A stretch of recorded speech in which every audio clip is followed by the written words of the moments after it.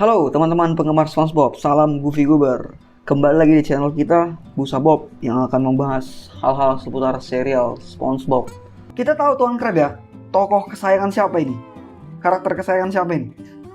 Kita tahu dia pelit. Kita tahu dia tamak. Kita tahu dia rakus terhadap uang, keuntungan, cuan, dan sebagainya. Itu sudah memang karakter dia lah, tabiat dia. Tapi ada momen-momen Tuan Crab keterlaluan banget. Demi uang, demi cuan, demi keuntungan. Sampai tega, sampai cross the line gitu. Nah itu akan kita ulas di video kali ini teman-teman. 8 momen di mana Tuan Crab kelewatan demi uang. Yang pertama dari episode Ark.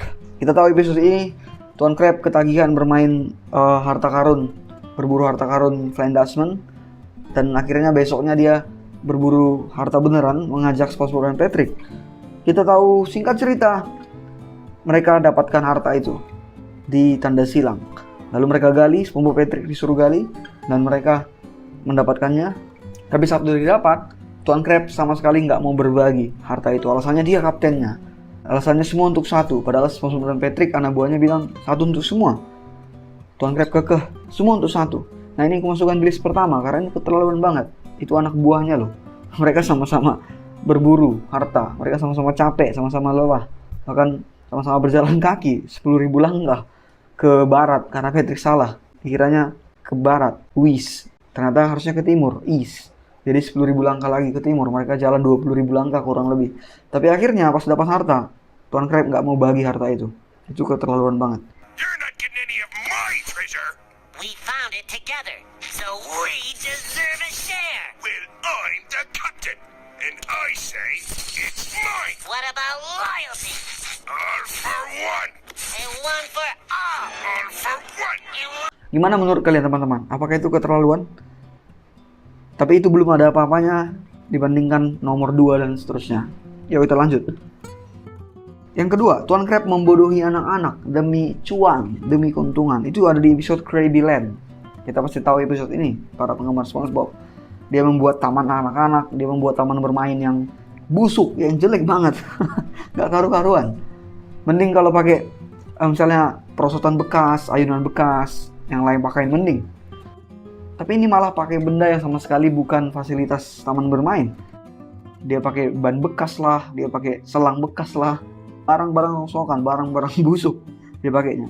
Belum lagi saat dia membodohi anak-anak, pas katanya ada badut yang mau datang, Krabby si badut. Ternyata dia sendiri yang jadi badut. Dia hanya mengecat tomat jadi warna biru, lalu membodohi anak-anak dengan berpura-pura jadi Krabby si badut. Lalu setelah itu dibalikan lagi tomatnya jadi merah, dihapus catnya, dikasih ke SpongeBob untuk dipakai lagi. Itu parah banget, itu keterlaluan. Itu cross the line, membodohi anak-anak yang baik, anak-anak yang tulus untuk datang bermain, menonton badut dan sebagainya. Tapi Tuan Crab membodoh-bodohi mereka demi cuan. Dan akhir episode ini aku satisfied banget.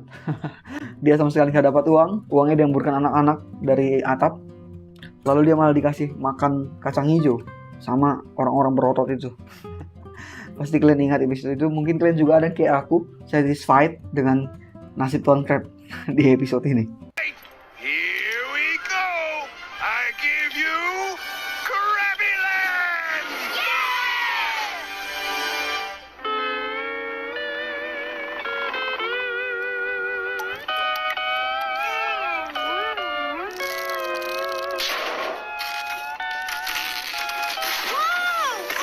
Nah yang ketiga, di episode Squid on Strike, Tuan Crab memotong gaji karyawan karena alasan sepele. Kita tahu episode ini, awalnya itu SpongeBob dan Squidward mau gajian katanya. Tapi ternyata Squidward melihat ada bill di dalam amplop gajiannya. Dan Tuan Crab jelaskan, dia akan memotong gaji mereka setiap kali Tuan Crab melihat mereka berleha-leha. Misal mengikat tali sepatu, memperbaiki dasi, bahkan berdiri, bengong, itu dipotong gajinya. Bahkan pas Squidward bernafas pun disuruh bernafas di waktu luang.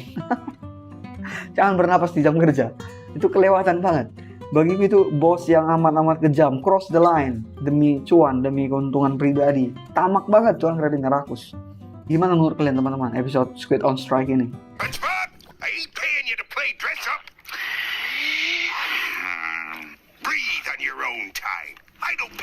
breathe. You hardly pay us at all. Momen keempat, Tuan Crab keterlaluan demi keuntungan, demi uang. Membodohi Patrick untuk membeli penyedot toilet. Aduh. Ini ada di episode One Crab Trash. Saat Tuan Crab ngambilin sampah-sampah warga, lalu dia buat di karpet, lalu dia jual sebagai barang antik katanya. Ada bapak petua yang membeli payung yang katanya dari Swiss, yang bolong-bolong. Lalu SpongeBob Patrick datang, SpongeBob beli topi minum soda itu. Ya kita tahu ceritanya, tapi Patrick, kita fokus di Patrick. Dia melihat benda, ini kalau nggak salah penyedot toilet mampet yang kubuang, kata Patrick. Ternyata Tuan Crab ngambil, lalu dibalikin posisi karetnya itu, lalu dibilang ini sendok sup abad 17 katanya. Abad 17 atau berapa? Kalau aku salah boleh dikoreksi teman-teman. Lalu Patrick, wah berarti aku salah menggunakannya katanya. Padahal Patrick udah benar menggunakannya. Dia selama ini menggunakannya menyedot toilet dia kalau mampet. Tapi Tuan Crab bilang ini sendok sup abad 17. Lalu Patrick beli dengan harga $5 dibanderol Tuan Crab, tapi dia bilang aku hanya punya 7. Ini cerdasnya si Patrick, ini genius. Dibuka harga $5, dia bilang aku hanya punya 7. Ya itu lebih. Tapi Tuan Crab dengan jahatnya membodohi si Patrick. Diambil $7 dan diberikan itu penyedot toilet jadi sendok sup. Dan bayangkan, aku nggak bisa bayangkan Patrick pulang habis itu dia masak masakan yang berkuah, masak sup, lalu dia akan pakai itu untuk menyendoknya. Aduh, Tuan Crab ini kelewatan banget, membodohi pelanggan demi uang. Udahlah, Patrick memang ada sedikit dungu-dungunya, polos-polosnya, dibodohi pula sama si Tuan Crab yang rakus. Penyedot toilet, jadi sendok sup. Gimana itu teman-teman? Aku mau tahu pendapat kalian, boleh mungkin di-share. That looks like the toilet plunger I threw out yesterday. That ain't no toilet plunger. This here's an antique. It's a 17th century soup ladle. See? Man, was I using mine wrong. How much? $5. I've only got 7. Deal. Patrick Star, you are one smart shopper. Momen kelima, Tuan Crab keterlaluan demi uang. Dia mematahkan tangan orang demi 1 penny. Itu di episode Born Again Crabs. Saat dia membuat perjanjian dengan Flying Dutchman kalau dia akan jadi orang yang dermawan. Lalu dia memberikan semua secara cuma-cuma, Krabby Patty, tontonan film, dia memberikan refill soda dan sebagainya. Tapi pas datang tagihannya, dia baru sadar kalau dia bukan lagi bermimpi. Kita tahu episode ini ya. Lalu dia balik lagi ke sifat aslinya. Nah di sini ada scene orang dapat 1 penny di lantai Krusty Krab. Ini hari keberuntunganku katanya. Lalu Tuan Crab bilang, bukan katanya, bukan keberuntunganmu. Lalu diambil, dipegang tangannya, dicengkeram, dipatahkannya, diremukannya sampai orang itu kesakitan dan minta tolong, memohon dilepaskan gitu. Ini keterlaluan banget sih, hanya demi 1 penny, 1 koin gitu. Lengan orang remuk di bawahnya, seleo, hampir patah. Aduh Tuan Crab, cross the line ini. Hanya demi speser koin gitu, speser penny. Memang parah banget Tuan Crab ini. Hey, it's my lucky day. A penny. Your luck just ran out. Hey man, he's back. You're crushing my arm. Unhand that penny or the arm comes off. Lalu momen ke-6, masih di episode Born Again Crabs.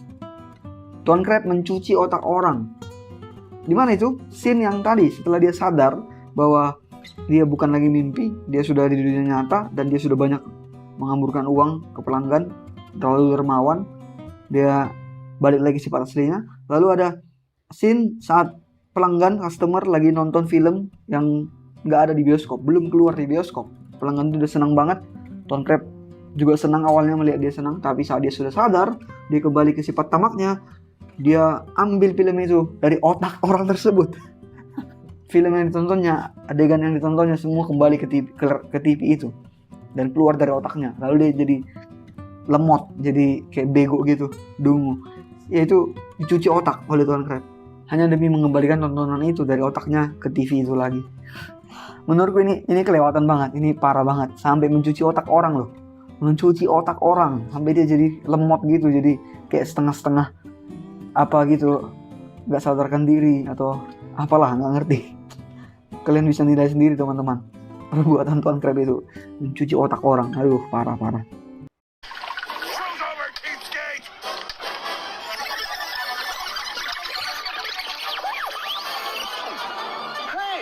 Terus momen berikutnya, Tuan Crab keterlaluan demi uang, demi keuntungan, menggali kubur. Ini kita tahu ya, ini episode yang sama dengan yang tadi udah kita bahas sebelum-sebelumnya, One Crab Trash. Saat topi minum soda itu ditawar orang $1 juta. Lalu dia membodohi SpongeBob, menakut-nakuti SpongeBob jadi hantu, pura-pura jadi hantu. Lalu SpongeBob disuruhnya mengembalikan ke Smithy Weber Jagerman Jensen, yang tadinya itu dia karang nama itu. Tapi ternyata memang ada nama itu, Smithy Weber Jagerman Jensen di kuburan. Dan dia si nomor 1, kata SpongeBob untuk kodenya, untuk petunjuknya. Lalu pas dia dapati kuburan itu, setelah capek mencari, akhirnya, apakah aku yakin akan menggali kuburan orang demi uang? Terkutuklah aku, katanya. Aduh, ini parah banget ya. Dia udah mempertimbangkan apakah aku yakin akan menggali kuburan demi uang. Terkutuklah aku, katanya pula. Dia gali kuburan si Smithy Weber Jagerman Jensen demi uang. Oke, uangnya banyak, ya. Don't get me wrong gitu, jangan salah paham. $1 juta itu banyak banget. Tapi apa ya sampai gali kuburan orang gitu? Orang yang sudah istirahat dengan tenang digali lagi dan akhirnya bangkit lagi si Smithy bersama pasukannya. Tapi Tuan Crab berhasil mengalahkan mereka semua, itu pula hebatnya. Tapi di episode ini aku juga satisfied dengan endingnya. Tuan Crab nggak jadi dapat $1 juta karena ternyata topi rongsokan yang banyak di tempat sampah. Jadi dia nggak jadi dapat. Itu karma lah ya. Udah menggali kuburan orang, membunuh para mayat, udah mati. Tengkorak-tengkorak ikan itu dimatikan lagi sama dia.